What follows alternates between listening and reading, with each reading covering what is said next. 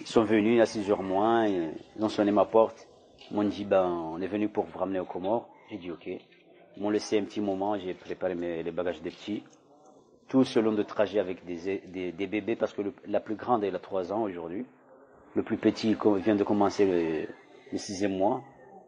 Les enfants, on leur a pas accordé leurs droits, à respecter rien. Et la PAF, police conduite à la frontière de Mayotte, nous ont mis dans un bateau avec, comme on dit, les Comoriens des clandestins, et pourtant c'est pas des clandestins, parce qu'on des Comoriens qui étaient à Mayotte, ce sont des Comoriens, c'est le Comore. Mes enfants, ils étaient terrorisés. Ma fille avait commencé à vomir.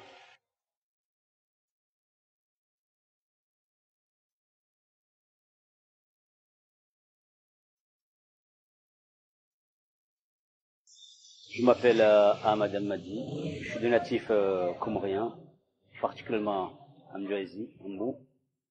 Je suis né ici, à Mdouazi, j'ai grandi ici. J'ai fait une formation, je suis parti 3 fois au Maroc. Je fais une formation, la formation d'imam, une formation qui était mise en place à l'époque de l'ex-président M. François Hollande. Je l'ai validé, j'ai eu le diplôme, je suis retourné en France. Aujourd'hui, je me trouve au Comores parce qu'on m'a expulsé du fait que j'ai cité le verset de la sourate de la coalition, l'Ahzab, et ce hadith qui appelait aux femmes. Le verset, je vais le citer en arabe et puis je vais le traduire en français. Allah dit dans le sens, Allah il dit, dans le sens le plus approché, Allah il dit, il s'adresse aux femmes musulmanes en leur disant de rester dans leur demeure, c'est-à-dire dans leur foyer, et ne pas s'exhiber de la manière des femmes qui s'exhibaient avant l'islam, à l'époque de l'ignorance. Ça, c'est ce verset. J'ai cité un hadith du prophète sallallahu alayhi wa sallam qui est authentique, qui est dans le Sahih Muslim. Sallallahu alayhi wa sallam, qala sallallahu alayhi wa sallam, يا نساء المسلمين إذا صلت المرأة خمسها وصامت شهرها وحفظت فرجها وأطاعت زوجها قيل لها ادخل الجنة من حيث أبواب شئت.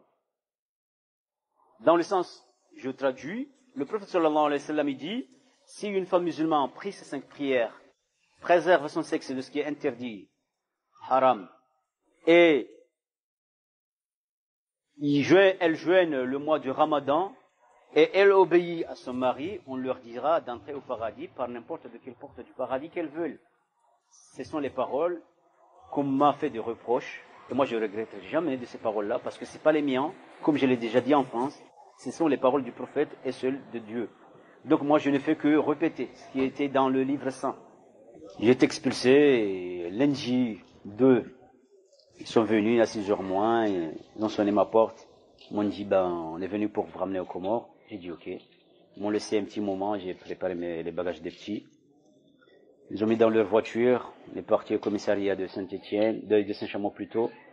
Et puis après, à l'aéroport de Lyon, ils nous ont fait un test PCR, moi et ma femme. Ça a été négatif. Ils nous ont pas mis dans une voiture, dans un train ou dans un avion pour Paris, mais ils nous ont mis dans leur voiture, policiers. Tout ce long de trajet avec des bébés, parce que la plus grande, elle a 3 ans aujourd'hui. Le plus petit vient de commencer le 6e mois. Les enfants, on leur a pas accordé leurs droits, à respecter rien.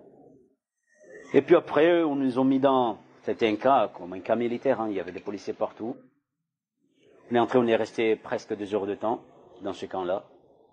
Et puis après, ils nous ont conduits à l'aéroport. On était accompagnés dans l'avion par 6 policiers, comme si je suis un terroriste ou quelqu'un qui a tué quelqu'un. C'est ce que je comprends pas jusqu'à aujourd'hui. Ils nous ont conduits on était dans l'avion avec eux jusqu'à Mayotte. Et la PAF, police conduite à la frontière de Mayotte, nous ont mis dans un bateau avec, comme on dit, les Comoriens des clandestins, et pourtant c'est pas des clandestins parce qu'on a des Comoriens qui étaient à Mayotte, ce sont des Comoriens, c'est le Comore.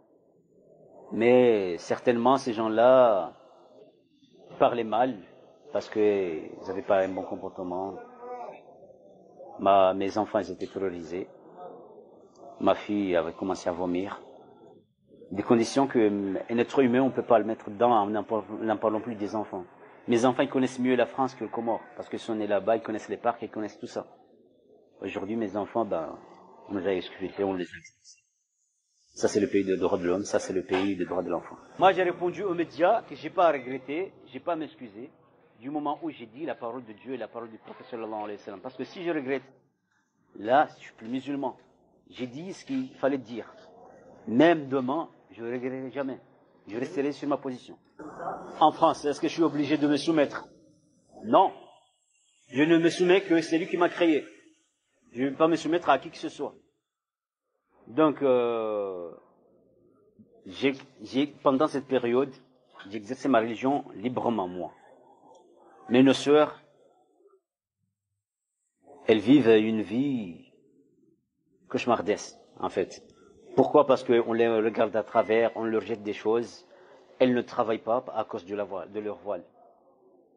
On parle du pays de liberté.